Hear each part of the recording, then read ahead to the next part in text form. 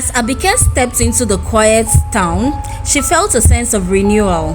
The lush greenery and warm sunshine seemed to promise a fresh start, a chance to leave her past worries behind. A new job was a stepping stone, and she was determined to make the most out of it. With her finances still tight, Abike knew she had to be practical about her living arrangements. That's when she stumbled upon the abandoned house, its faded walls and overgrown gardens, a testament to years of neglect. Despite the eerie atmosphere, the rent was tantalizingly low, and Abike couldn't resist the opportunity. The house was a treasure trove of forgotten memories, its dusty interior holding secrets of the past. Abike coughed, and as she stepped inside, the air was thick with the scent of decay and neglect. Broken chairs leaned against the walls, their wooden frames cracked and worn. Rusted pots and pans hung from hooks, their once shiny surfaces now dulled by years of grime. Abike walked tirelessly, scrubbing surfaces, sweeping floors, and hauling away trash. The dust and dirt seemed to cling to her skin, but she persisted, determined to transform the house into her home. As she cleaned, she breathed a thick scent of forgotten years, the smell of old wood, dust, memories. Despite the chaos, one thing caught her eye: a beautiful gold-framed mirror hanging in the living room. The mirror stood like a sentinel in the living room, its gold frames glinting in the dim lights. Abike couldn't help but feel drawn to it, despite the way it seemed to loom over the space. As she tried to dust it, she noticed that it was spotless, untouched by the grime that coated every other surface. She tried to move it, thinking it might be stuck to the wall, but it wouldn't budge. Determined to remove it, Abike called in 2 carpenters from the village. They arrived with their tools, their faces set with determination. Together, they pushed and pulled, hammered and pried, but the mirror refused to yield. Sweat dripped from their brows as they walked, their breathing growing heavier with each passing minute. Finally, one of the carpenters stood back, wiping the sweat from his forehead. "Madam, leave am," he said. "Some things no dey ordinary." His colleague nodded in agreement, their eyes darting nervously towards the mirror.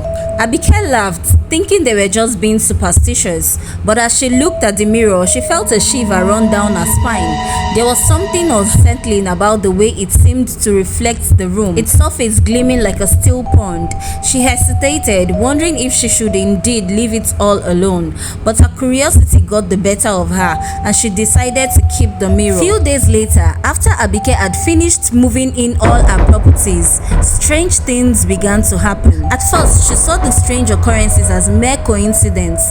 She would wake up to find her kitchen chairs stacked high, as if an invisible hand had arranged them with precision. She would shake her head, chuckling to herself, thinking she must have done it in her sleep.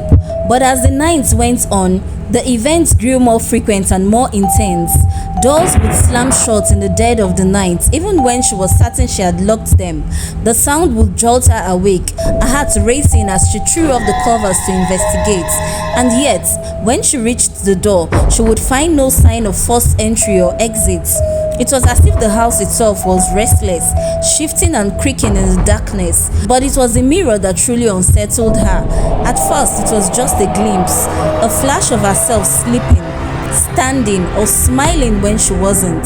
Abike would catch a glimpse out of the corner of her eye, and her heart would skip a bit. She would spin around, but there was no one there, just her own reflection staring back at her with an unnerving intensity.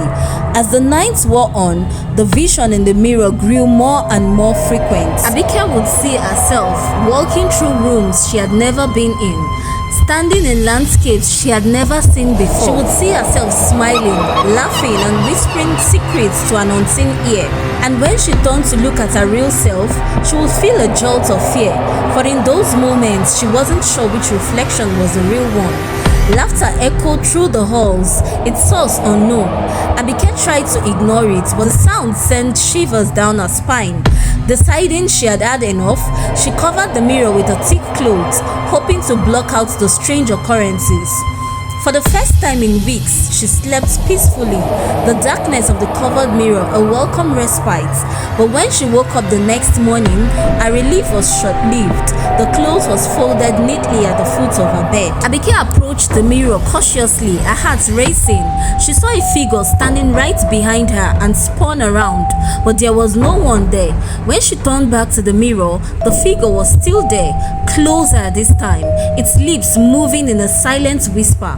Abike's skin crawled as she felt an unsettling presence, the figure eyes seeming to bore into hers. She packed her bags that night and fled the house, every instinct in her body screaming at her to run. The halls had grown too cold, the whispers behind the walls too persistent, and the mirror, that damned mirror, had begun to hum softly at night, as if something inside it was waking up. For weeks, Abike drifted from place to place, unable to sleep without the creeping sensation of unseen eyes watching her. She tried to forget, to convince herself that it had been stress, imagination, some twisted trick of an old mind, but she knew better. In the dead hours of the night, she could still feel the house reaching for her. It took every shred of courage to return. She didn't come alone. She arrived with a police officer and the landlord, a jittery, hunched man who wrung his hands and muttered to himself.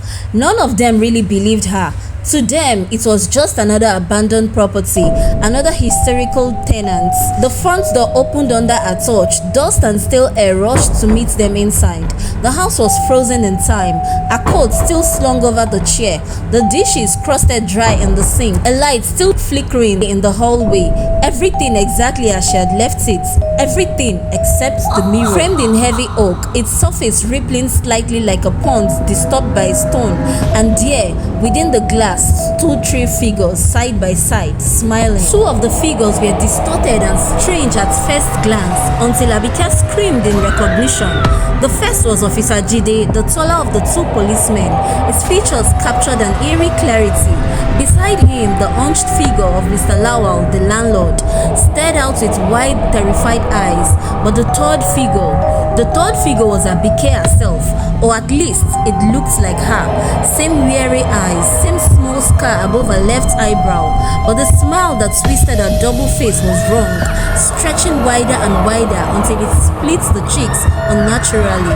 Before she could scream, the door behind them slammed shut with a deafening crash. The officers spun around, weapons drawn, backing orders to no one, but there was no one there.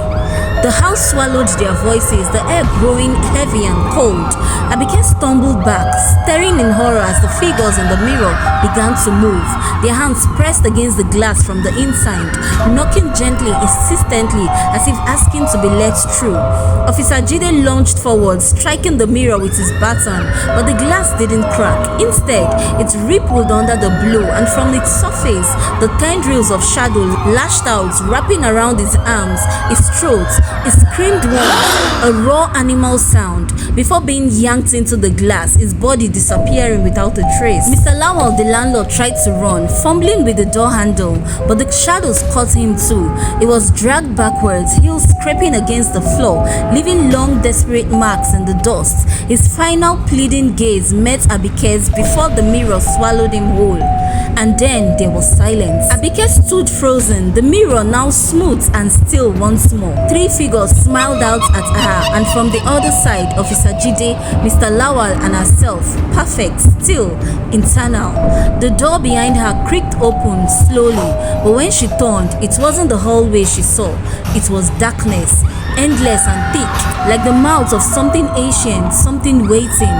They were never seen again. The house remained abandoned, its windows dark and watchful. Sometimes, on moonless nights, passers-by swore they could hear tappings from inside, soft, rhythmic, like someone knocking, asking to be let out.